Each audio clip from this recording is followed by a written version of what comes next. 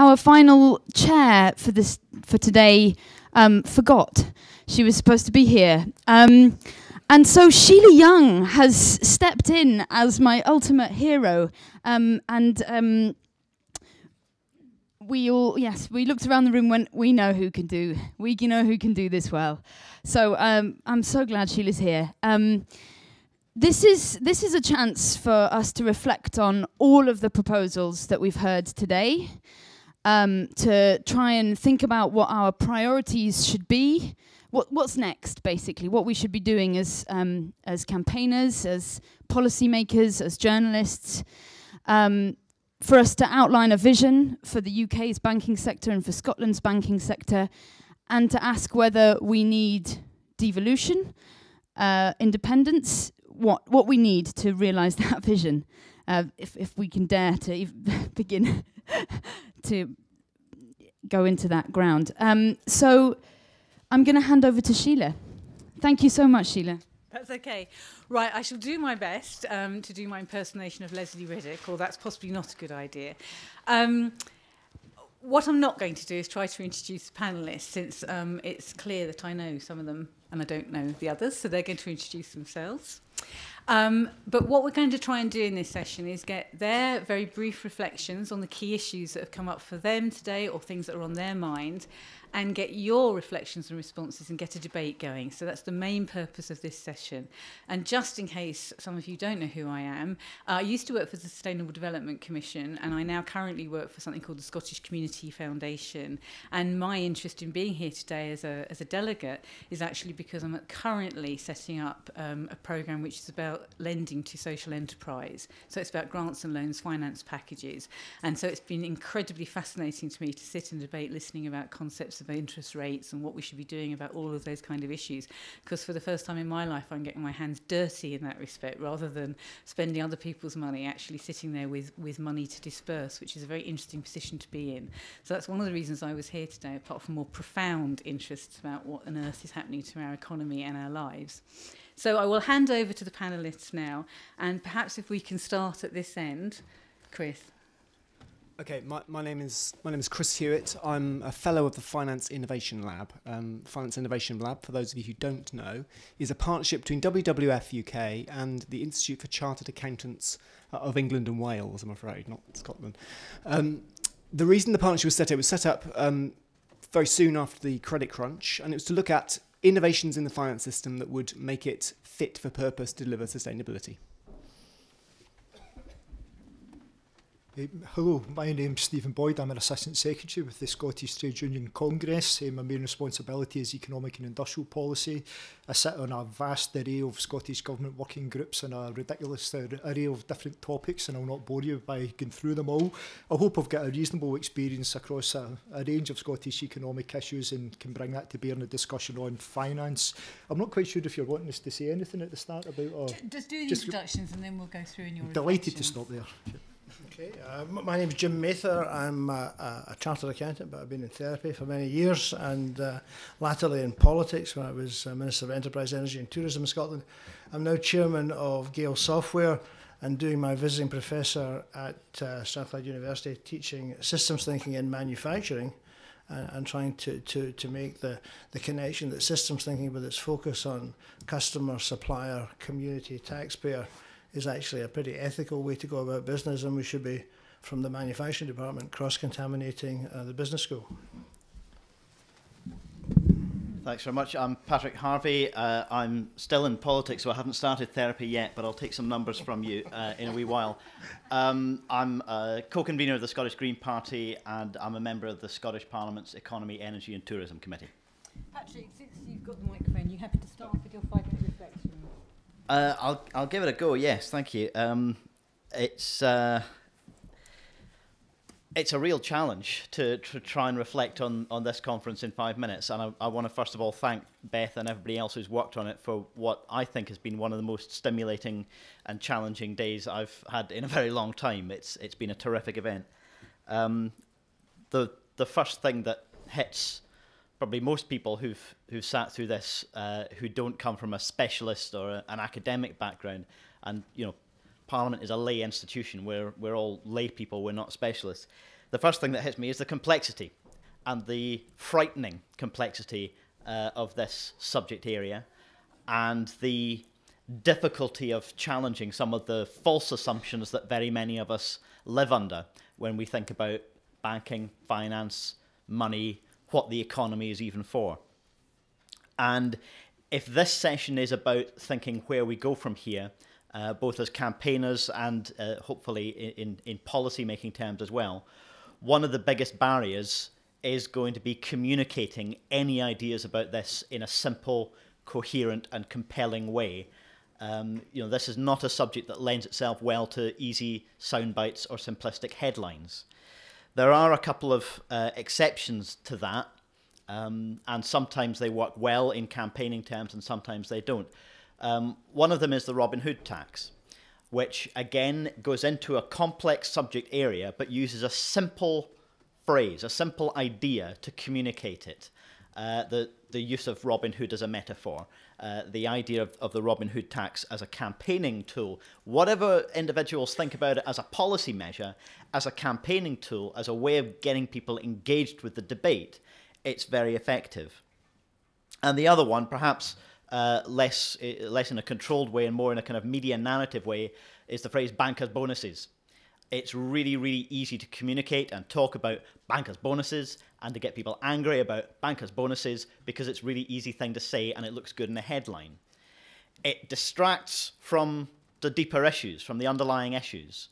But I feel that if we're going to make any progress on campaigning on these issues, we're going to have to find ways of breaking through the frightening complexity and getting to some really simplistic ideas, and that's going to be important. Anne Pettifor, I can't remember if it was last night or today, to be honest, that pointed out that those who are currently in power are not about to be persuaded. They're not about to be won around to a lot of these ideas, whether we're talking about people who have economic or political power.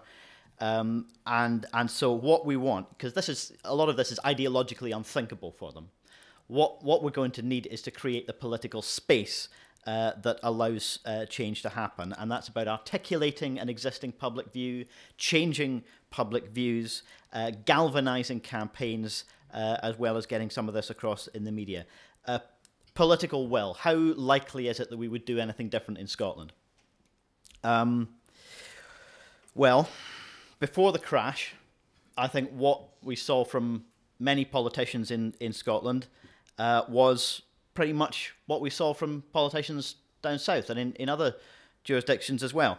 Support for deregulation as a kind of end goal, almost as an ideological given.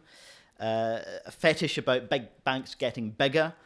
Dominance of what you can only call plain vanilla GDP as the single economic metric that scotches everything else, rather than any wider indicators. Since the crash, some of that has changed a bit. Some of it has changed a bit, but it remains unclear really whether if Scotland was given substantial powers or took for itself substantial powers in terms of regulation and running the economy and all of the rest of it, it remains unclear whether there's a political centre that would be radically different to what we see at the UK level at the moment. As we get closer to the referendum, perhaps that will start to change. Perhaps all political parties, both campaigning for a yes and a no vote, will have to make it clear what those powers could be used for, both in terms of the opportunities and the threats. And for me, the currency is one of those where we still have, I think, a real difficulty on the yes side of the campaign. I don't think there is a correct answer to what we would do about the currency. I'm not sure that creating anything new is realistic in the current circumstances. I'm pretty convinced that joining the euro in the current circumstances would be a reckless thing, even if we wanted to. And staying inside the sterling zone, turning sterling into a currency union without a political union to manage it, has some pretty fundamental problems attached to it as well. One of the ideas that we have heard talked about today is about local currencies, supplementary currencies, regional currencies, municipal banks, those kind of ideas. And I think we need to recognise that there's nothing to stop us starting to make moves in this direction right now. And I think that if we had the kind of political will in Scotland, even before we start debating the referendum in 2014, if we had the kind of political will to start handing economic power down to more locally, democratically accountable structures, and that could be public banks, it could be credit unions, it could be cooperatives, it could be local energy companies, is something that we've been talking about quite a lot recently. Generating revenue for the public purse, that could start. I would like to argue that could start a form of reconnection. The idea that politics offers people the opportunity not just to put an X in the box against the politician they're least pissed off with every few years or so, but politics offering people an opportunity for democratically accountable control, not just of individual people who put out press releases and try and make everybody love us, but democratic control of the economy as well and the way that it's run. I don't think that people who want that kind of independent Scotland will be convinced it's going to happen enough to vote yes if they don't see politicians in Scotland starting to hand out that economic power right now where we can. And at the moment, local councils haven't been given that power of general competence that they have down south, but they could be getting that very, very soon. Let's start using that kind of power to generate locally owned and publicly owned and community owned economic structures in Scotland. That's something that I think we could be making a very clear and compelling case for right now. Thank you.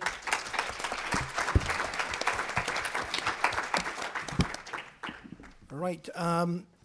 This has been a great conference. I mean, last night was terrific, and today again, just given me so much to think about. I'm glad I've taken a lot of notes. I'm going to have to go down and pour it through the grey cells. But what's been particularly good has been amongst lots of people who share my enthusiasm and support for Hyman Minsky and the vindication of his understanding of it. What's been great today is understanding the range of moves and suggestions that have been there to perhaps make an unstable economic system considerably more stable.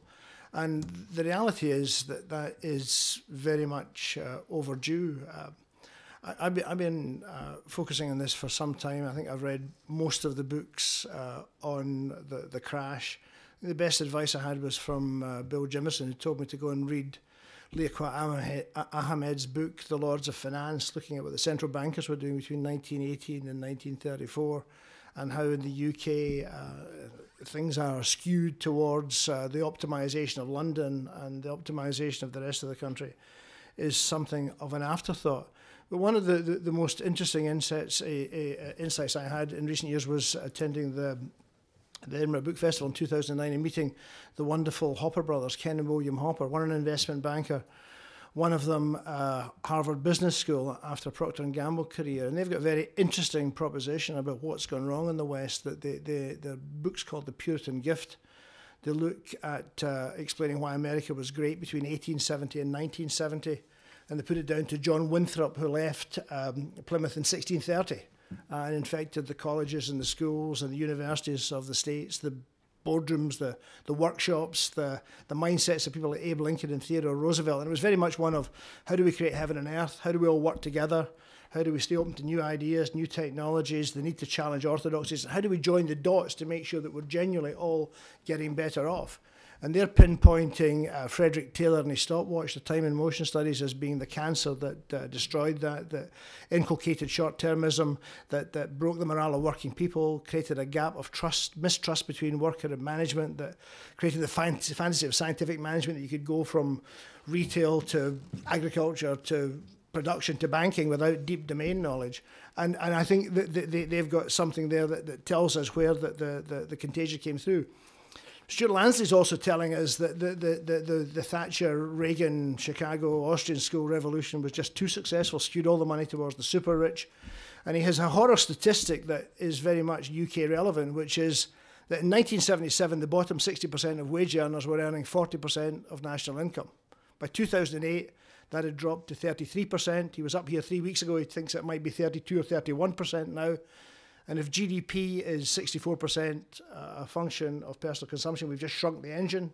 And meanwhile, the super rich are spending in hedge funds, are speculating in hedge funds and commodities, making life even tougher for those at the bottom. So I think there's lots to challenge there. I think we can challenge that in Scotland. One of the lovely things that happened to me when I was in the government was a conversation with a guy called Clive Martley about taking a more systematic approach in Scotland, being that bit more professional, pulling together in common cause to achieve better results, and taking advantage, as we've done today, of getting everyone in the room to have the conversation.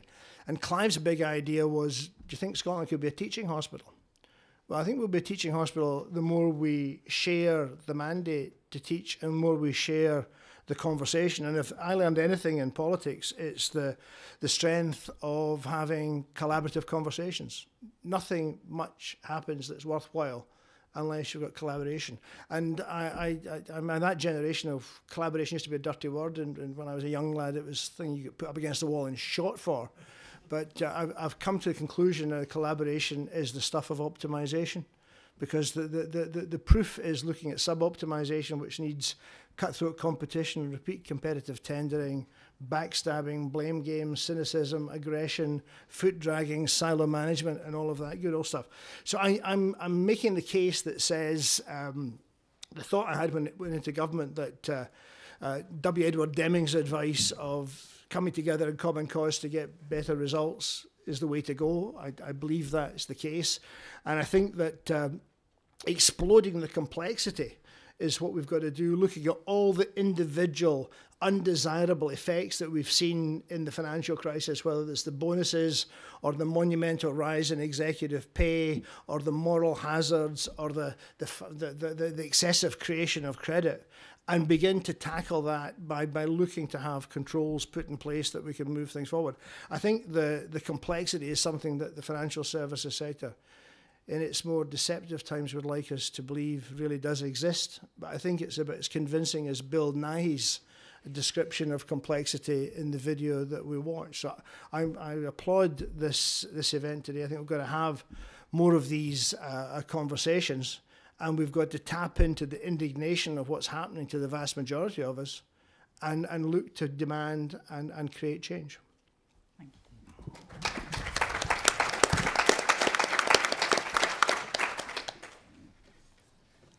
Thanks, Sheila. I think, along with other speakers, I'm absolutely delighted to be speaking at this conference today.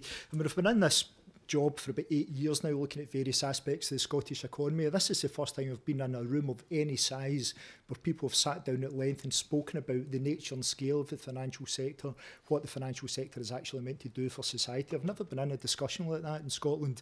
We've always treated the financial sector as being one of the crown jewels of the Scottish economy. You know, it's big, it's globally successful, and that is a good thing. You know, we've very rarely, I mean, despite my very best efforts over the years, I've very rarely been in a forum we've been able to challenge that orthodoxy. I mean, we have argued for a very long time that Scotland is part of the UK, because it's essentially pretty much the same system. The financial sector is uniquely bad at supporting the rest of the productive economy. I'll give you one example of that. You know, every year for my pains, I need to attend a conference called the Business in the Parliament Conference at the Scottish Parliament, which is not my favourite day of the year, I have to say. But in 2006, went along to hear a presentation from Nicola Stephen, who was the then Enterprise Minister. And what Nicola spoke about that day, which I'm sure was the best speech he ever gave in his life, but he spoke about a small Scottish company at that moment in time called Ocean Power Delivery. It's now called Polamis after the device it's developed. It's the world's leading wave energy device, based in Edinburgh and Leith, you know, and always, you know, owned by people who are very much motivated, not just about, you know, addressing an environmental imperative, but also about generating good jobs for the Scottish economy. I've known the owners for some years and really superb people. At that time, Polamis had embarked on a funding round. They're looking for about £15 million to fund the next stage of the device. I think they had managed at that point to receive the princely sum of about £50,000 from Scottish financial institutions. They had received about £500,000 from Scottish public sector institutions, but the financial industry in Scotland, working as it always does to such short-term horizons and looking for a certain level of payback over a certain level of time, was just not interested in funding this world-leading device that not only, hopefully in time, will help address an environmental imperative, but could lead to, you know, significant jobs being generated in Scotland as well. And, you know, I think I wouldn't want to say too much about it at this moment in time, but my understanding is that company, you know, despite, you know, technological improvements over the years, is still finding it just as difficult to find funding from the Scottish financial sector. But an interesting thing happened last week. You'll know The Economist published a most insulting front cover last week to Scotland, and there was, you know, a bit of a furore after it. But the Scottish Government published a response which was 7 key strengths of the Scottish economy, and none of these key strengths related to banking or finance, which I think is a quite startling break with the past. I mean, I can't remember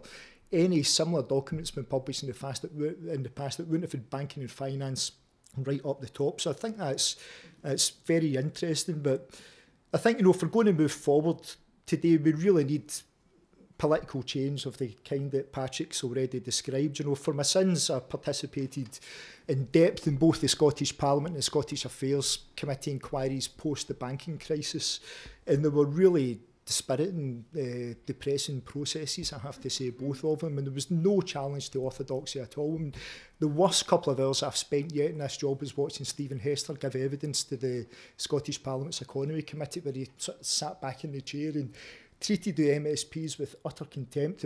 Patrick was not on the committee at that moment in time, I have to say. I'm sure things would have been different. But the political response, I wouldn't want to pick on individuals, but collectively it was weak, it was supine, and it really didn't seek to challenge the banks in any way, shape or form. And we really need to go over that. We need to challenge us. You know, again, one of the great things today is, you know, I hear economic orthodoxy being challenged mostly as I go about my business. You know, I just hear neoclassical orthodoxy repeated, you know, in an unchallengeable way. You know, so we have to challenge political economic orthodoxy, and just in terms of how we move forward in, you know, the independence debate and different constitutional scenarios, I think all the big issues that have been raised today are relevant under any constitutional scenario. I think some of them become more challenging and more pressing under independence. And I spoke at an event with Catherine Trebek from Oxfam, my friend up in Ullapool a few weeks ago, and I was trying to make a point. I was trying to think, how do I put this point not to have it flung back in my face that Scotland has been too small or too stupid to be independent, because that was absolutely not what I was trying to say.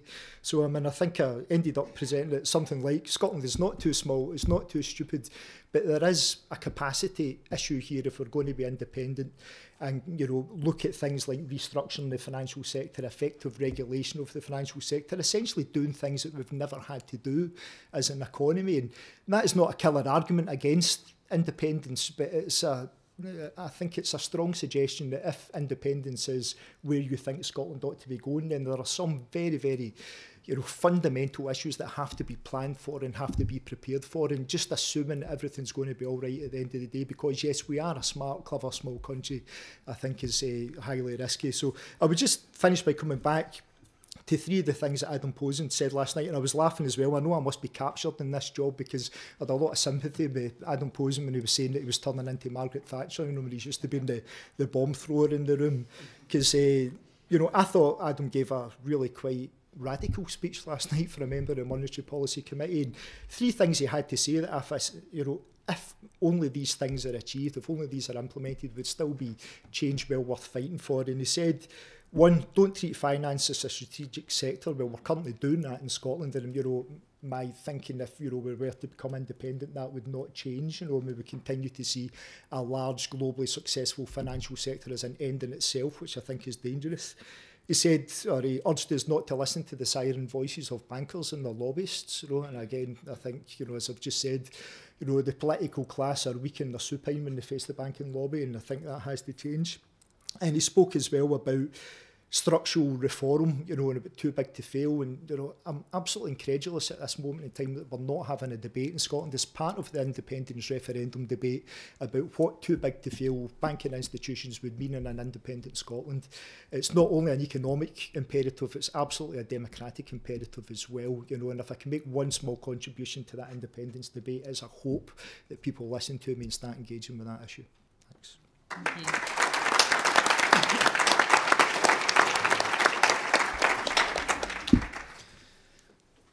Okay, so some of the work that I've been doing at the Finance Innovation Lab has been trying to look across academia, NGOs, other organisations for the ideas which are bubbling under, which are being discussed and thought about now, if you like, the new ideas which have not yet hit the political mainstream. And the idea is we're looking at policies which are there to disrupt the finance system in such a way that it would transform into something which serves the public good rather than the public serving the finance system, which is currently the case. And so the sort of words which come out of the characteristics of the finance system that we have, such as it's too short term, there's a lot of secrecy in it, it's rent seeking, it's too complex, it's volatile, and there's too much speculation. These are broadly speaking, to try and simplify the debate, which I agree, we need to sort of try and communicate this clearly. Those are things we don't really want in a finance system. Turn it around, and you can look at the characteristics that we do want. We do want, therefore, more transparency. We do want more long-termism. We want more competition, fairer competition, more diversity of financial providers, more stability, and more productive investment. And actually, if there's one set of graphs that have really come through a lot of the talks today for me is that illustration of how much of the credit created by the banking sector is used for speculative, non-productive property sector, and how much goes into the productive economy. That's quite a shocking statistic to me. I think that's something which the broader public actually could easily latch onto if it was communicated well. So then probably the question, I think perhaps this discussion with the panel we've got here is perhaps where does all this sit in the politics? How do the politics of this debate work? There's clearly there's a strong academic debate going on. There's a general feeling, even within politicians, I think, that the finance system we have, even within mainstream politics, the finance system we have isn't really delivering what we want for society and the economy. But there's lack of confidence in the mainstream politics, I think, as about how we take that step into what new ideas are out there. Where should we take it from here? There are clearly large vested interests, and that has a big impact on politicians. And I think, the banking lobby is powerful, but I think all vested interests are powerful. So I think any government is always, to some degree, supine to a vested interest. I work on environmental taxation, and the amount of noise which the energy-intensive industry makes around carbon taxation, however low the carbon tax may be, is not in proportion to the amount of economic damage that it may do. So that's across all political issues, I think. But I think the optimism is that the financial crisis has shown that there are a lot of losers, and there are a lot of vested interests who do not gain and actually actively lose from the finance system that we have. And it's mobilising those interests to start to think, is there a new way forward, which I'm certainly interested in doing. I think this conference is illuminated extremely well. We've tried to look at sort of three different ways of making the change, if you like, of disrupting the finance system. You can do it in a top-down way. You can have regulations, taxes, which force change on the current finance system, whether it's splitting up the retail investment banks from the retail banks, from the investment banks, the casino banking from the high street banking, whether it's financial transaction tax. There's sort of top-down government interventions which can be done. There's a number of interventions you can do which invent something new in the financial world, like, say, the Green Investment Bank, if it were done properly, would change the way the mainstream players have to operate in the financial system. If we have a public development bank in the UK, every other European country has one, that will change, potentially disrupt the system. And there are bottom-up ways of doing it. I think we've talked quite a lot about local banking, credit unions in this conference. Another thing which hasn't come up, which we've been looking at, is the role of new innovations like peer-to-peer finance. So cutting out the middleman, cutting out the intermediary, savers directly lending to individuals or to companies. So there are different ways of doing it. I think the politics of this has got to be to try and be diverse and pluralist with the politics as well. Because actually there are people from all political persuasions who agree that the finance system is not working well enough at the moment. So the left is the most obvious. There's the groups like Compass and the trade union movement being vocal on finance issues. I think if you look at the Lib Dems, some of the more disaffected Lib Dems, look at Matthew Oakeshott, Lord Oakeshott, who used to work for Vince Cable. He's being pretty vocal about the finance sector as well. And you could look at, even within the Conservative Party, if you look at people like David Davis, who are sort of saying, well, actually, the finance system isn't delivering for small business here. We're not getting that lending through to the productive economy. So I think there's criticisms to come from all parts of the political persuasion, all parts of the political spectrum. I think that's the way we have to go. It's not choosing one or two particular issues and really pushing them. We have to find issues which are light in different parts of the political spectrum. So I think, if you look at, say, increasing competition and diversity in the banking sector, is something which could appeal to the right as much as the left. That's something which, yeah, they see an oligopoly. There's plenty of people on the right who don't want to see that rent-seeking behaviour in one sector. Maybe not the ones who are in the pockets of the finance industry, but there are plenty who aren't. If you want to look at perhaps some of the bottom-up measures, then that's something which appeals perhaps more to the centre ground. Perhaps the Lib Dems would be more into supporting those sort of issues. But I think, again, you get it on the right and the left in that sense. So I think there's different ways of approaching this. Two other ones which the one which has come through clearly today, credit guidance. I think that clearly needs a bit of revival in terms of political debate. That's going to come from the left. That's not going to come from the right. But it's Anne Pettifor's case and others in the conference today has been very illuminating. I think that's something which we should pursue further. And I just want to throw one more on the table from me, which is we actually subsidise, as taxpayers, we subsidise savings and investments to the tune of 30 or 40 billion pounds a year through pension tax relief, through ISA tax allowances.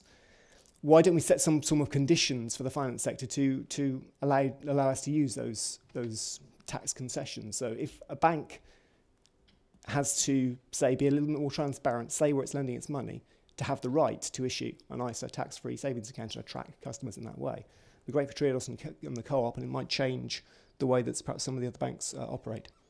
Thanks. Thank you very much. Okay, now, before I throw it out to everybody to ask questions, there's been a suggestion made that we had the parallel workshops, and perhaps the people who were scribing in those workshops would be willing, if they're able, just to summarise a little bit of what came up, so that those of us who can only be in one place at one time can hear a little bit from the other discussions. So it's not compulsory, because I know you weren't forewarned, but if you're willing, I'd be grateful. And meanwhile, the others of you can brew up your questions. I've been worked hard today. I was one of them. Matthew, do you yeah. Sorry, but yeah. Well, you don't have to. It's just it would be nice if the people who were in the different parallel sessions wanted to feed back to the rest of the plenary on some of the key. It doesn't have to be the scribes. It can be anyone. Yeah. I hope this will be very quick. There's just 2 sheets. This was a session about local finance, alternative delivery of finance banks and stuff like that. First of all, a proposal that credit unions should cooperate more together, act as one voice, but also to work together so that they can offer transactional services so that you can use them as you would a bank. The idea of looking into having a municipal bank, a city-run or sponsored bank. Move your money. We had the website saying, look at where your money is being held. Find out how to set up a bank and provide support to somebody who wants to set up their own bank. Let's have some more, and let's have some more like Triodos and so on. And in fact, there's a message that the Financial Services Authority should do more to help small banks and should be promoting that a greater diversity rather than actually making it life quite difficult if you are a small bank. Big banks should be encouraged to support and partner with what we call CDFIs, Community Development Financial Institutions. That's the sort of jargon. And lastly, not quite lastly, within pension funds, I used to be on the advisory committee for the Lothian Pension Fund, and this is something I could have done with the members of the actual committee, work with pension fund trustees to create new streams of funding within the pension funds for this kind of asset class, for a diverse banking asset class. So divert, say, 1% of pension fund investment into supporting local community banks and so on. And lastly, let's have a national bank, a publicly owned national bank. Thank you. Do we have someone else willing to speak from the workshops? Does anybody from the Finance as a Force for Good want to... Sorry. May I just have a quick suggestion to our MSPs that it might be constructive if you set up a commission within Holyrood to look at banking reform as it might occur in an independent Scotland. Thank you. Do you want to make a comment about that? It's very interesting.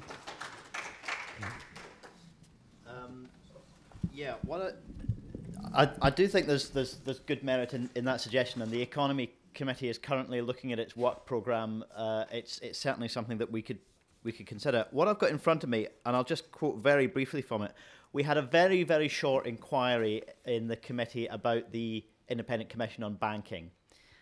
We took evidence from them, we looked at the report, and we produced a response. Now, it's not the most radical thing in the world, right? I'm not going to try and overhype this. But there were one or two things in there that were interesting. We, on a completely cross-party basis, so 5 political parties all signed up to this, talked about disappointment with the idea that just adding one more big player into the banking mix is seen as improving diversity or competition.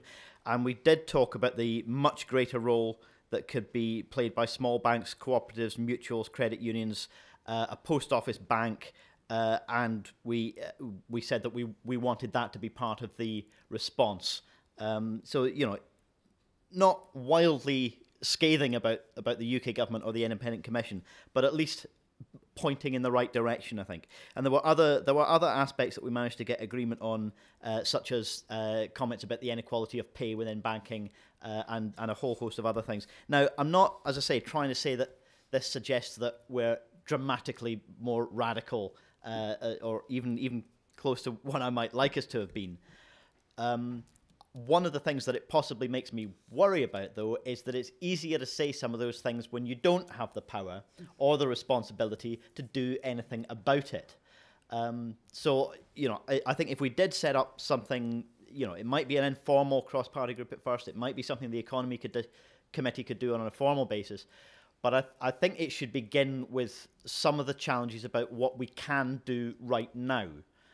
Rather than simply what would we want to do in an independent Scotland, because that debate is always going to split down party lines, and the parties that are campaigning quite legitimately in their view for a no vote, you know, it's about as realistic a debate as getting the UK government to start discussing what share of, as somebody raised at lunchtime, what share of debts and assets would an independent Scotland get. That negotiation can't really begin in earnest until after the vote.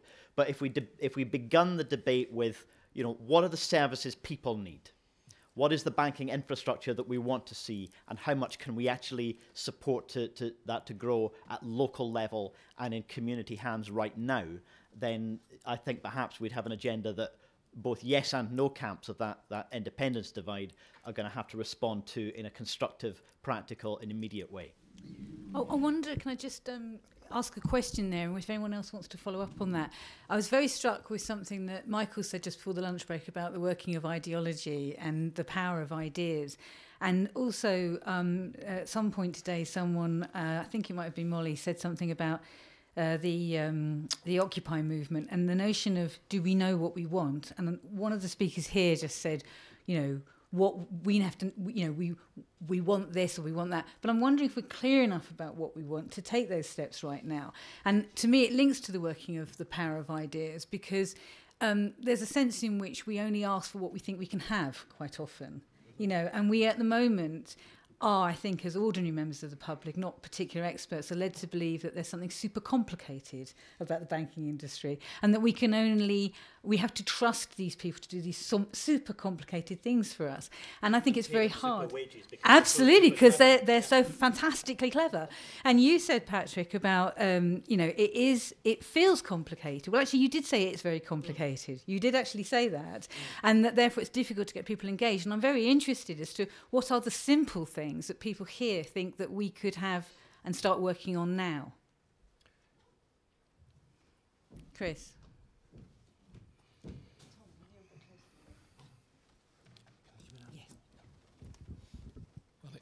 Yeah, it ties into a couple of things been said already. I mean, Jim's a Minskyite, and I think I've got another one sitting behind me asleep. And sorry, Steve, but Minsky said one thing. He said a lot of things, but he said any economic unit can emit credit. The difficulty is getting it accepted, right? That's the key point. And I think it ties in with getting the credit creation down to the local level. That's absolutely key. Now, still in Scotland, and I was amazed to find this when I came up here, We still do have municipal banks, you know. West Lothian's got one. North Lanark's got one. All they can do is take in investment from council staff and invest it with the local council, but hey, that's better than nothing. You've also got the Airdrie Savings Bank, the last vestige of the TSB that were privatised with their own money, God help us. You know, there's some really interesting stuff sitting around in Scotland still.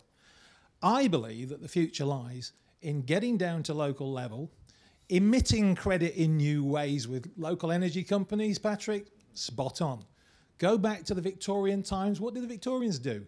Municipal investment in sewage, in water, in electricity, in gas. You know, that was using the good old, you know, joint stock company. But come on, there are 21st century ways of doing this, which in fact go back 300, 400, 500 years before the banks came along, before the joint stock company was invested. Let's go back to the future. And that's what I said. So I'm not going to say it anymore. Thank you.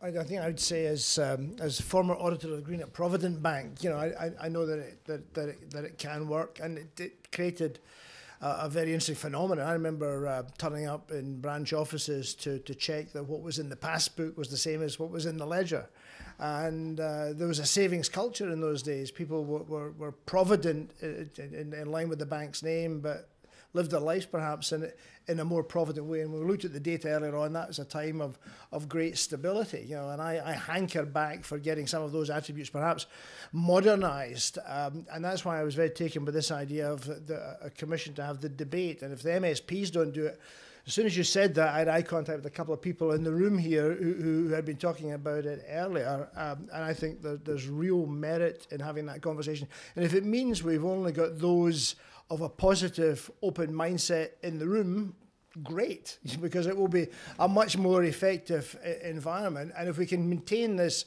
collaborative conversation, so much the better. I noticed something when we took the arbitration bill through the Scottish Parliament. I was an accountant, I was not a lawyer, I was terrified. You know, the Faculty of Advocates were there, the Law Society of Scotland was there, the Chartered Institute of Arbiters. And what we did with them was we brought them into the room for 4 successive conversations. And what we discovered in those conversations, those propositions that were wrong disappeared. Those propositions that were minority views disappeared. Those propositions that were patently selfish disappeared. And those propositions that threw up unintended consequences the proposer hadn't seen disappeared. And we got consensus. We had the stage 3 debate was a yawn because it was 30 minor technical government amendments. You know, and I just think that is possible if we can have that conversation in Scotland. So your cattle prod has been well accepted. Okay, there's a question up there. Thanks, Jasper Sky. Does the Scottish Parliament have the power to create a national Scottish Development Bank right now? That's essentially the question. And also, do you think you have the social capital among the political class or the people that have to be in the room to make the deal to actually cause it to occur? So that's my question. I want to make a quick couple of comments on top of that and then hand away the mic. One is, it works in Germany. The Landesbanken were badly run, but they exist. And the KfW, the German National Development Bank, is a tremendous success. It's got an enormous balance sheet, and it's one of the reasons why Germany is the absolute powerhouse it is today.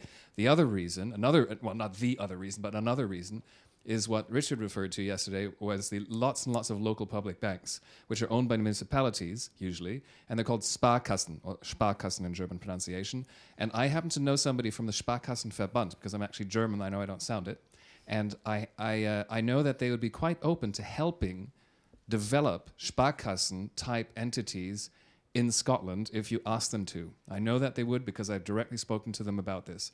So if this is of interest, I encourage you to look into it, because I think you will win your referendum or not, but based on how much preparation you have done so that the people of Scotland, not just the raving patriots who are going to vote yes no matter what, but the ones who are a bit on the fence that like to vote yes, but they feel a bit insecure about a future outside the UK. You need to win them over by creating the institutional infrastructure, and they need to see the dynamism and the capacity for taking decisions that's moving Scotland forward in a really dynamic way. Personally, I think a confederation of regions Europe is a fantastic thing, and I'm pretty sure that Scotland would have a really good friend in Germany, because I happen to know that Scots and Germans get along, and the Germans generally really like Scots and Scotland. So you have a friend in Germany. Thank you for that. We have another question along there with a Mo scarf. Thank you. I'd like to start by agreeing with Sheila about the extent of our demands. I'm always reminded of that bit in Monty Python and the Holy Grail where the dad takes his son to the window and says, "One day, son, all this will be yours." And the son says, "What? The curtains?" And I think we're a bit at risk of doing that. You know, we must ask for the lot, and that means getting public control of credit, in my view. Now, I've got a little story about Scotland and then a question for the panel. So the story is about William Paterson, who set up the Bank of England. And somebody will correct me if I'm wrong about this, but my recollection of it is that after setting up the Bank of England, he started one of those amazing investment schemes based on nothing at all, which was called the Darien Isthmus Investment. And he issued a lot of money against, or rather stock, in the Darien Isthmus in Panama. And he attracted half the capital in Scotland at that time. And obviously there was nothing there except swamp and a lot of mosquitoes. Everybody that went there died and the Scottish money was lost. And it was kind of as a result of this that in 1707 the Act of Union happened. So I'm suggesting there's a very close link between Scottish monetary independence and Scottish independence, and that might be quite a useful thing to remind people of. And my question is about how the situation is different already in Scotland, because it clearly is, because 2 Scottish banks at least issue legal tender. Okay, sometimes it's hard to get that money accepted in England because people don't recognise it, but Clydesdale Bank and another Scottish bank can issue their own notes. So obviously that's a power that doesn't exist, because in England all the notes come from the Bank of England. So I would just like to ask what the differences are and if they could be extended.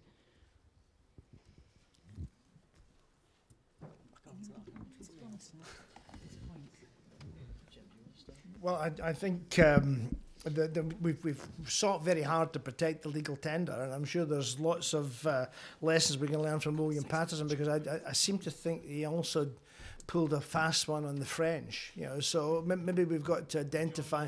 Sorry? Was it John Law? Right. Okay. Right. Well, yeah. It was the same genus, but we need to look out to make sure that we're getting better performance from our financial leaders. But yeah, absolutely, I would like to see Scotland run autonomously. I think I mentioned earlier on that having taken the advice of Bill Jimison, that said, if you want to understand what's really happened to the financial crisis, read this book about 1918 to 1934 and see the influence of London and the city, you know, boosting the value of sterling to maximise investment there, looking after old money to allow people to have a very good meal in the south of France for a very small sum of money. Meanwhile, high unemployment because you've priced yourself out of the markets. And the tragedy is that in our lifetime, we've now seen the focus move away from employment to inflation, and the result has been mayhem. And you know, I mentioned earlier on that Stuart Lansley statistic of the bottom 60% of wage earners now only earning 32% of national income. And when we factor in those that are not in work, then you begin to see the whole nature of what we've got here. So, yes, we can learn from the past. Yes, we can learn from Germany, but you know, we don't yet have powers to borrow. I think all we've got just now is the Scottish Investment Bank and the Scottish Futures Trust. You know, fairly limited vehicles. But I understand the Germans. You know, orchestrated perhaps by Professor Christopher Harvey, who was in the Parliament in the last sitting and was Professor of British and Irish Studies at the University of Tübingen for 25 years, are poised to be all over us like a rash as soon as anything moves in the right direction. Right, we've got a question up here and over there, but we've got a couple of panel members who want to say something about the German. Just pick up Jasper's point about the German banking system. Just to absolutely agree. I think there's, in terms of, one of the ways of making a good case for this is to look at, not reinvent wheels, just to look at other countries and say where's the economy still fine and has come out of the crisis much better than we have. And Germany is a very good example of that. They have, their state bank is one of the second or third biggest banks in the country. It's like 30 billion euros backing green investment as well. So a large part of its balance sheet is backing energy efficiency renewables. Its local banking sector, as I think Richard Werner's graph showed, is by far and away the largest proportion of the banking sector. So when the credit crunch happened, when the crisis happened, lending from that majority of small local banks to small medium-sized businesses went up through the credit crunch. Whereas we all know what happened in this country. It went down from the German big banks, but they're only sort of 15% of the banking sector. The fact is, their manufacturing sector, their small businesses were protected from the credit crunch by a different type of banking. And look what's happened to them now. Yeah, I mean, I think the question was, can the Scottish Parliament establish a national development bank? Well, it can, and I think encouragingly over the last few years, the Scottish Government at this moment in time has finally acknowledged that there is a major structural failure there in the Scottish economy that should be addressed through such an intervention. The First Minister, who attended the STUC Congress 3 years ago, announced the establishment of the Scottish Investment Bank, and to be fair to him, he described it at the time as an acorn from which a tree would grow, recognising you had to start somewhere. So I mean, all they've really done at this moment in time is pull in various different investment funds under the one banner of the Scottish Investment Bank. Its funding is quite expensive and it's nowhere near sufficient to address the scale of the market failure that we face in Scotland. But Can they borrow? It can't at this moment in time. No. It can't. I mean, I could talk about this for a long time, but I mean, one of the major problems to me is, although the Scottish Government have acknowledged that market failure and beginning to do something about it, albeit insufficiently, I mean, you know, a major problem is the small business lobby in Scotland, and they are kind of against that intervention. I mean, they just want to argue about tax cuts and regulation at this moment in time. It's almost as if the SME lobby in Scotland have become inured to the type of system we work within and don't believe that you can establish a system that could be fairer and more productive for them as a component of the economy. And it's a real concern to me that, you know, much of what we've spoken about today is about how we can help provide patient-committed capital to smaller businesses. But the small business lobby themselves don't really seem to want to engage in that debate, and it's something I think we need to really work on. And just very quickly, the First Minister, the last time we met a few weeks ago, agreed that he was going to take forward a bit of work looking at what Scotland could learn from Germany and what they've done in the recent crisis. So happy to speak to the colleague about maybe introducing him into that work in some way, shape or form. Okay, we've got a question there, and then if we could have the microphone over here, because someone's been waiting for some time, and then back down to the front there, but I've seen you at the back as well. Yeah, just a quick comment what Sheila was saying about how do we start to explain things to members of the public who might not be economists, like I'm not either. But the thing that's really struck me the most today is the fact that banks make money, but actually, like, it's all of us that actually create the wealth. And just that sense of without our everyday work, and most people in Scotland's everyday work, then there wouldn't be that money. And just to the panel, kind of, is that an important idea that is something to communicate to people, and where would that take us? Okay, I will take that directly now rather than hold on to another question. Anybody on this side of the panel got something to say about that? It's quite an old-fashioned kind of idea that we all create wealth, isn't it? Sounds a bit like Marxism or something. I don't know. I think there is something powerful about the fact that it's our money. So the banks, large portion of the banks' balance sheets are our savings. Pension funds are mostly our money, although it's mostly wealthy people's money and not necessarily ours collected in this room. But I think that is something which is a powerful message which is yet to be picked up. I think Move Your Money is starting to go in that direction. I think it's a very good campaign for doing that. But you hit against the the statistic which Hugh Davis from the Triodos Bank highlighted earlier in the day, that most people don't really understand what happens to that money. They think it just sort of sits in a vault. Certainly don't think it gets lent out, and certainly don't believe that it's a lot of it is created from thin air in the first place. So there's a long way to go, but I think there's a strong, powerful idea there, certainly. I think it's an excellent idea. I think the problem is that, ordinary people by and large these days think that economics and finance is what other clever people do. To me, one of the encouraging aspects of the financial crisis is that civil society is beginning to re-engage with economic issues again. We've seen the Church of Scotland publish a major report a couple of weeks ago. I think Oxfam and The Verge are publishing one, and the STUC have been publishing regularly papers in the economy. And, we can all publish what we want. What's been encouraging to me is, been invited to do a lot more speaking engagements on issues round about the economy, people actually want to ask, well, is austerity inevitable? Is it fair? Is it progressive, as it was described by the coalition? They want to engage in issues about, well, was Britain really in danger of becoming the next Greece, and really actually be getting into, you know, becoming interested in some of the technical issues round about that, because they know the impact that, you know, the arguments are having in their daily lives and in their workplace, etc. So I think what you are proposing would have been incredibly difficult to do a few years ago. I think it's still difficult to do, but I think the possibility is certainly there, and perhaps it wasn't in the recent past. Will you take that question there, please? Yeah, just to tie that last question and the previous question about the Germans, I mean, the best way to get people to engage in economic issues is to give them a meaningful stake in the economic process. And so I think it's very interesting, although we're focusing here on the future here in Scotland, there are bigger lessons, obviously, but one of the strongest things that's come through is the proposal for a vast increase in publicly owned municipal financial architecture, which would give people a direct stake in the financial system, and through that, at their own pace, begin to discover what many of us have discovered here this weekend about the bigger picture. And it's not like it's not already happening. Stephen's mentioned something already, but we've got lots of assets. We've got public sector pensions. We've got common good funds, which should be £1.8 billion, but have mostly been hived off, and the government's going to be selling Waverley Market for 40 pence next Wednesday. We've got Scottish Water, we've got the Forestry Commission, and if you look at Shetland, which got the Zetland Act and controlled its own foreshore and levied $1 or so on every barrel of oil that came through since North Sea oil, as a consequence they've been able to set up the Viking Energy Scheme on Shetland, which is community owned because they've controlled their assets.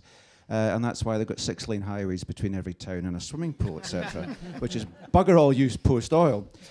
So those are the kind of things we can do now, and it would be great to start conversations and practical planning for it. The next thing, just very finally, is the Scotland Bill is going to become enacted in Westminster in the next week or two. It includes things like stamp duty, devolved, and it also includes the power to create any new tax we like. And that's going to be very powerful, because at that point we can begin to do something about asset values and land values. Thank you. If we take the question down there and then up the top there, please. Beth's going to do that one down there, I think. If you can go up the top. Yeah, it's as much a comment as a question. I think one of the most puzzling things about politics recently has been the sense of public outrage about the state of affairs we are in, but the sort of impasse and the outcome of the debates being, roughly speaking, business as usual. And I just want to say that, you know, my head is now buzzing with ideas about how we can address that, because I think we were unempowered because we didn't understand what we could do about the banks. And what's been wonderful about this day and yesterday is that, you know, we've heard some. I think, you know, this stuff about complexity. Actually, some of the answers we were given this morning are really very simple, and there's some great sound bites. So I think we should feel empowered by this to now go back to wherever we came from and really take seriously the ambition to change the banking system in Britain. Going back to Anne Pettifer's sort of original early comments that when they started with the Jubilee campaign, they didn't really think anyone would take the whole idea seriously, but they got a result. So my sort of message is clearly, let's now take this extremely seriously. And I just want to say something as an Englishman living in Scotland. If we were in some region in England, we wouldn't be sort of thinking about, well, what can we do in the northwest of England? We would be saying, what do we do as citizens of the United Kingdom to change this now? And who do we talk to? Our MPs. And I think we do need, I'm really very much welcome all these ideas about what you can do with the powers which exist in Scotland. And I think there's some great stuff we can take away practically now. And the idea of a city bank, never come to me, great, fantastic, wonderful. But seriously, we've got to work with our MPs now. We've got to send our MPs to Westminster arguing and articulately informed and arguing about these issues. And you know, yeah, that might correct the sort of, you know, generally speaking, what the resources, the intellectual resources which we've drawn on for this conference have been from without Scotland. I think, in a sense, what we've done is bring them together, and it's been great, but we haven't drawn on a lot of Scottish intellectual resources for this, and I think that's another ambition which we need to set, which is to change that. We need the economics faculties of Scottish universities to be producing the kind of thinking which Richard Werner has brought forward. Look at Stephen smiling at that. There were too many arguments of why you shouldn't let people off debt, the whole moral hazard thing. And, you know, there was a fundamental sea change, and you could see that ball started to roll in the sense in which we felt we had a substantive part of the population on our side on the issue of debt. And it took some convincing inside the organisation that we could ever achieve that. And that seems ridiculous now looking back. So it's, you know, it's clear that you can change people's attitudes and you can engage people. Right, the question up the top there. Thanks very much. I'm relatively unusual, I think, and I actually work with and represent the financial services industry. My name's Owen Kelly from an organisation called Scottish Financial Enterprise, and I'm conscious that I'm probably, as I say, relatively unusual in this audience. But I suppose a couple of points. Perhaps the first one, follow up the previous speaker. I mean, I think it's striking to have this kind of conference, which I think has been a great success. It's been extremely interesting, but I probably, certainly myself, would have been very happy to speak. And I think next time around, if you're taking this to another conference, we'd be very happy to involve some of our members and others from the industry. I took part in one of the breakout sessions, and the observation was made that my very presence here illustrated how the banking lobby was kind of here, and therefore was sort of, you know, that was a bad thing. But I think actually you'd find our industry is very open, very receptive. People are very clear that there's been some tremendous things gone very badly wrong. But if you're looking for open-minded people who are willing to think outside the box, then the Edinburgh investment community, I can tell you, is exactly where you'll find those people. Couple of very specific questions, if I may. Stephen, I think, was saying that, you know, the financial services industry in Scotland was a bit too big somehow, and yeah, we do employ 100,000 people plus another 100,000 in supporting roles. And it's about 8% of GDP. I mean, that's a lot of jobs, a lot of people. I don't know if Stephen has in mind any particular scale for the industry, but obviously, you know, we've got 100,000 people directly employed. They are not serving the 5 million who live here in Scotland. They are exporting, so that has to be good for the Scottish economy, I think. And my other point really relates to the debate about independence and the suggestion that was made that we could examine how banking might operate in an independent Scotland. I think I echo what Patrick Harvey was saying. We try to distinguish between what we can know now about independence, which is really the terms of membership of the European Union, the terms on which the currency would be used, and so on. Until you know those things, it's very, very difficult to speculate about the sort of banking system you might have. So I fear that kind of work has to wait until we have some very big questions answered. Thank you. I'll happily respond to that. I think that was actually very useful, and I think the key point you make about the jobs. I seem to remember, Owen, that your strapline used to be "Trust the Scots." I think we're in a good position to do that. We may have to do a little bit of mea culpa about what happened with the banks, but having done that mea culpa and putting steps in place to rectify matters, and then wrapping around them the strength of our investment banking, fund management, life and pensions, actuarial skills, legal skills, accountancy skills, our new arbitration centre. I think there's a great proposition to be put forward there and move things forward. I think the one thing I would take issue with you on is the procrastination of the debate. And that might mean that it's perfectly seemly for those who want all the I's dotted and T's crossed to stand outside the debate in the short term. But I think those that want to see an independent Scotland, want to see a successful banking environment in Scotland, maybe ought to move ahead and do that. And I think I'm coming away from today feeling that I'm motivated to help make that happen. Stephen. I'll just clarify what I said first on. I did not say I thought the sector was too big as a sector. What I said was I think the orthodoxy has been that it is good that we have a big sector without people really interrogating what that actually means. I certainly did raise an issue about too big to fail institutions, and I think that is an issue that has to be addressed. As I said, under any constitutional scenario, I think it becomes particularly pertinent if we're talking about independence. And I would emphasise again, my main problem personally with the sector is not its absolute size, and I think we have some really silly arguments about absolute size. I certainly don't have any figure in size for percentage of GDP I want the financial sector to become, but the problem is that it does a pretty poor job at supporting the rest of the economy, and that is my main bugbear. Thank you. Was there a question over there?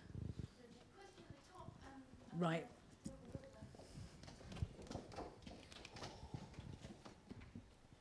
Stephen Reed from the Economics Foundation. It's interesting hearing people discuss the size of financial sectors in places like Scotland, like London, and this idea that we need those jobs, we depend on those jobs. It's just cast your minds forward a generation to when climate change is hit, but certainly when peak oil is here. There's plenty of work to do between now and then in creating a green energy supply, in massively increasing numbers of people working in agriculture for when it's too expensive to import food from the third world and exploit those countries in the way that we are doing now. So the idea that into the future we're going to need to, that we depend on the financial industry for these jobs and there's going to be nothing else for us to do is absurd, frankly. And really it's already time to start boosting the sectors we're going to need to make that transition to a low carbon, low oil economy. So and I just wondered what we haven't heard too much about the environment and about issues like peak oil at this conference. I wondered if the panel had any reflections on that. I'm going to hold on for that a moment because I think there's been someone. Have you been waiting some time to ask a question? Was it you? Yeah. I'm happy to wait. Okay, all right then. There's one down here. Yeah, I think that there's a lot of unreality about independence in Scotland. I mean, my wife had a bunch of French students go out and interview people in central Edinburgh, French people interviewing Scots. They're going to get less biased answers than, say, an English person doing it or a Scots person doing it. The young people were most concerned and most unsupportive of independence because they didn't see prospects for jobs. I really think that we can't wait for the vote to start talking about the financial architecture for the future of Scotland. Because if we wait for the vote, then we won't win. I mean, I shouldn't say we, but the vote will not be won for independence. To me, I think it's a very good point that Molly makes. The fact of the matter is the Royal Bank still has power to issue notes. It still retains, in other words, the power, and we haven't used the word at all today, but the power of seigniorage. And if anybody, seigniorage is a key word. That was the power that was given over the last 50 years, particularly since the Big Bang, by the British government to private banks. But my real worry is that I don't think the Scottish nationalists really get this. I don't know whether Swinney would know what you're talking about when you talk about seigniorage and having given it away. And I really don't believe that Alex Salmond would support him even if he started to talk like this. Because Alex Salmond, it seems to me, is essentially a neoliberal economist.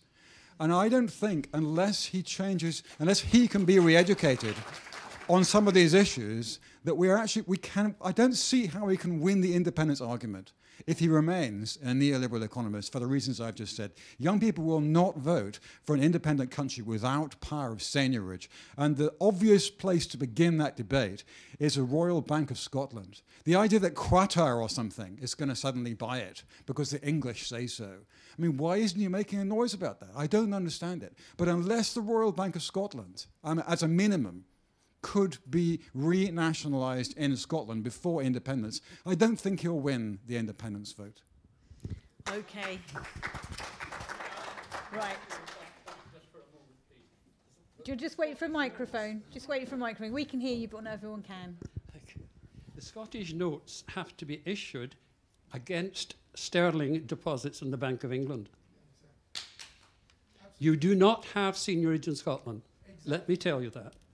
So you're quite wrong there. What we've got to do is to get the power of credit creation, which we've been talking about over these last 2 days. The power of credit creation has got to rest with Scottish sovereignty. Now that means you have your own central bank. You cannot even open a bank just now. You can't open a national investment bank just now and expect it to be competitive with banks that create their own credit. You can't run. That's why the building societies were demolished by the banks. The banks created credit, bought out the building society, they paid out all the money back to the savers, and you don't have mutuals anymore, except in Airdrie and one or two others. We must try and get that back. But the creation of credit is what will bring jobs, start new apprentices, and all the things that we want to see in public service development. And we stop public service development when we have 3% employment. Okay, we're running towards the end now. What I heard people say, not just people on the panel here, but people in the room. But the phrase I think was used by Stephen is that we have a weak and supine political class. And we also feel that we don't have public engagement on these issues. Okay. But what I'm also hearing is that whether we disagree, I'm not sure we all know exactly what we want still, okay, that's fair enough. But we do want some quite profound changes, which I've just said. We've heard it up there in the issue about peak oil, an issue, wanting to address what on earth are we going to do. It's not just about the way that money moves around. We've got, this issue here about the power. Where does that really lie? And the question is I suppose I'm not going to just address it to the politicians and former politicians on the panel, but what is going to inject some backbone into politicians to deal with these profound issues? I don't know. What does do that? Well, I tell you what doesn't do it, and I think that is playing the blame game card. You start using blame, people naturally go defensive or come up with a rationale or avoid you, and when you need them, they're not as engaged and as friendly as they might be. So I think we maybe have to have a Truth, Reconciliation and Amnesty Commission before we move too much further forward, and just get people in the room. I think I came out of politics knowing that I didn't have the answer to everything, but I had the start of the answer to everything, which was get everybody in the room. And by everybody, I mean all the opinions in the spectrum, and get that conversation going. And I think we've got plenty to get our teeth in today, plenty of positive suggestions coming forward that allows us to engage with that in a proper and constructive way. You used the word backbone. I'm not sure backbone is quite the right word. I think it's about will, not courage. I think we have politicians who, for the most part, don't particularly want to rock the boat or to do something radical unless they absolutely have to. If this was a conference taking place in a parallel universe where the crash hadn't quite happened yet, and if there was a conference full of people saying, "Look, things are going to go wrong," your calm period of wealth creation is an illusion, is a bubble that's about to burst. You would have probably most politicians in most levels of government just instinctively wanting to keep their head in the sand and no, it's all fine. Our great big banks are wonderful creations, and we should be very proud of them and support them and give them all the due regulation they want.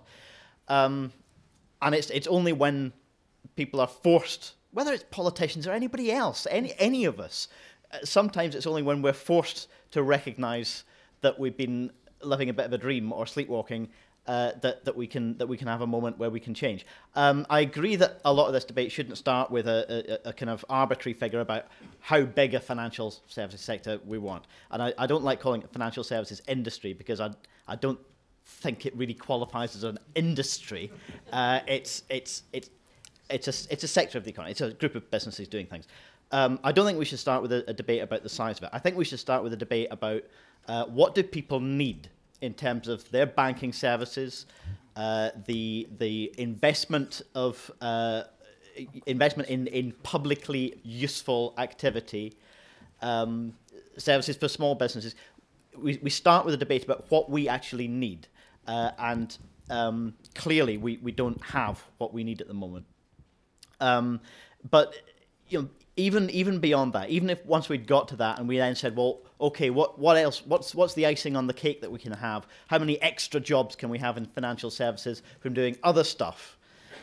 Frankly, I don't want people in Scotland to be happily employed on high salaries to finance the extraction of tar sands. I don't want those jobs.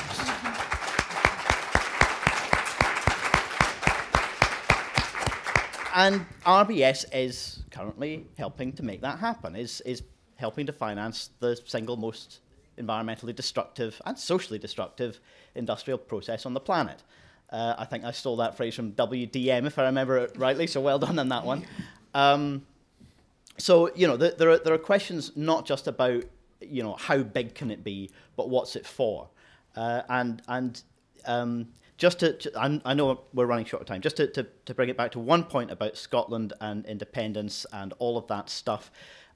You're quite right that the current UK politicians, we shouldn't be letting them off the hook. but I think there's a very good reason why we instinctively end up talking about Scotland, not just because we're here, but because we know the current UK government, for as long as it lasts, is not going to budge on a lot of the important questions here, and there is the opportunity, the possibility of an opportunity to do something differently in Scotland. I'm going to end where I started, and it's related to Andy Whiteman's point as well about actually giving people a reason to get involved, giving people a sense that being involved in economic decisions is something that's possible for them and something that has benefits from them. I don't think we're going to produce a compelling idea about change unless we start creating that power at local level right now. It isn't happening yet. It can happen even now, not getting us to the end result, not getting us to everything we want to achieve, but we can start making steps in the right direction, giving people a sense that they can take control of the economic decisions that affect their lives. They can do it at a community level, a democratic process, and perhaps even at a Scottish level one day as well. And who knows, people might even get a taste for it. People might get a taste for that sense that the economy can work in their interests. And I think if we can give people the sense that we can start doing things that are positively beneficial, even on small scale right now, they might be more likely to say, yes, let's have some more of that. Thank you, Patrick. I'm going to count that as the one thing you'd like to change. Stephen would like to say something. Yeah, I think Patrick might have already stole my thunder on most of what I was going to say, but we're speaking about how do we move politicians to action. Well, I mean, our democracy might not be functioning particularly well, but I think constituents still can provoke their MSPs and their MPs to action. So I think the more that we can mobilise from below to encourage people to take issues to their political representatives, I think that will be vitally important. The really difficult thing is, what issues do we choose to mobilise people in that way? Very difficult. I'm not convinced the Robin Hood tax is that issue. I think as important as it is, I think it's perceived by many people as having a kick at the bankers in some way, shape or form. I think the issues that are going to mobilise effectively will be down to, making people think about what is going to actually change their lives for the better. I'm not entirely sure that's the way that they look at that issue at the moment, but I think it's why we have to continue this dialogue, I think, and narrow down what these issues are going to be that are going to provoke that change. Thank you. Right, so I'm going to close down on the questions. Thank you very much for your contributions and your questions. And thank you very much for staying quite so late on a Friday afternoon. It's fantastic, and it shows how important we feel this issue is. But I'm not going to ignore that challenge that came from over that side of the room. And I am going to ask people who haven't said so already, Chris, perhaps, what is the one most important thing you either take from today or you'd like to see changed? Just take a minute to say how I think change could happen. I think when the financial crash happened in 2008, the political class was caught on the hop. We didn't have, and the NGO class actually was caught on the hop. There weren't that many solutions to what you deal with this, how you deal with this crisis. I think we all know there's likely to be another one fairly soon. I think debates like this can feed the ideas for what we need to propose when that happens, when the next crisis happens, because that's the moment when the political classes don't know what to do next, when they'll be open to new ideas. One example, I was working on the idea of a green investment bank at an organisation called Green Alliance. That was a public bank. Now, if we'd been arguing for that in 2006, then we would have been laughed out of every room in Westminster and in Edinburgh. But you could make that case for a public investment bank in 2008 and 2009, and we did. And all three parties campaigned in the general election to introduce a green investment bank. We've now got one. It's headquartered in Edinburgh. The only problem is the Treasury stopped it having borrowing power. So we're not quite there yet. But that's an example of something which was completely off the table before the crash. Suddenly was a sellable idea afterwards. So I think that's what we're looking for. We're looking for those next ideas which we can do after the next crash. And the one I think I take away from this event is the issue around how much money goes from the banking sector into speculation, how much goes into the productive economy. I think that fact needs to be hammered home to the public at large, because I think that's quite a powerful statistic. And so revitalising the debate around credit guidance is the one that I would say we should go away from today. Thank you. I think that was a very positive suggestion there, and the sense of outrage, simple ideas and empowerment make immense sense to me. I think given what we've all been on the receiving end of last evening and again today, that there's maybe a piece of work to be done to distill a sense of reform purpose out of what we've heard, to distill and itemise the suggested changes that have been put forward. And perhaps having got that, the next episode might be to then see what we can do to educate others on that distilled and tidier proposition, and perhaps get the active involvement of other MPs, MSPs, MEPs in the process, and just keep the debate going. I think there's a huge benefit to accrue from an ongoing collaborative conversation around this, and out of that will come even better ideas and more motivated people who will continue to take the message out. Thank you very much. So with no more ado, I'm going to hand over to Beth to close down, but just if you'd all like to thank the panel for being here, and thank you to all of you.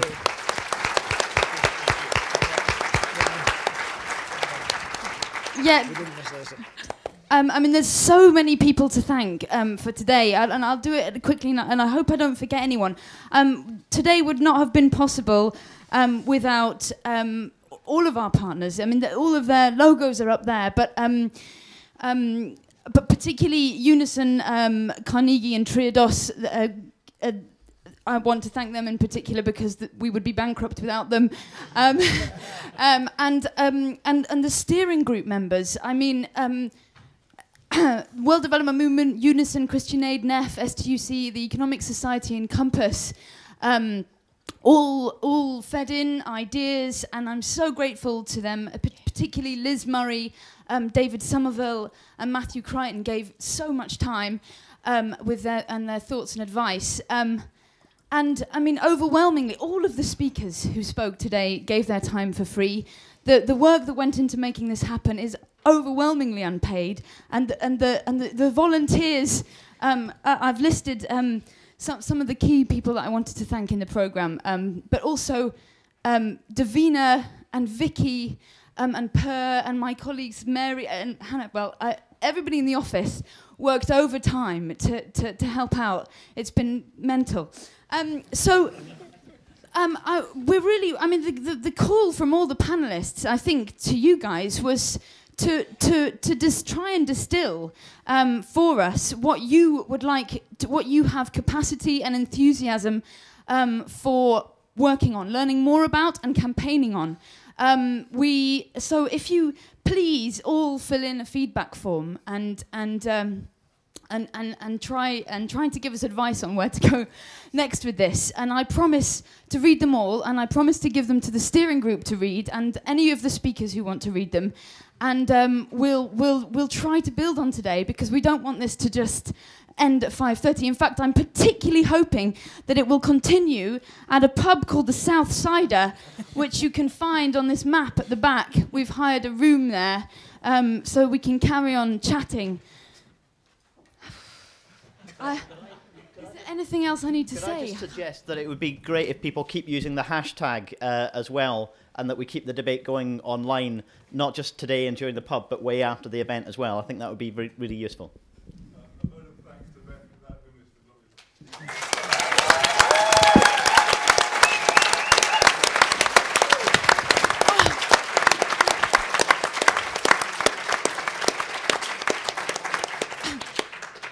I forgot to say, if you were inspired to find an environmental campaigning organisation that gets it, that realises that the environmental problems that we face are symptoms of a dysfunctional economic and political system, then please consider becoming a member of Friends of the Earth Scotland. We're a member organisation.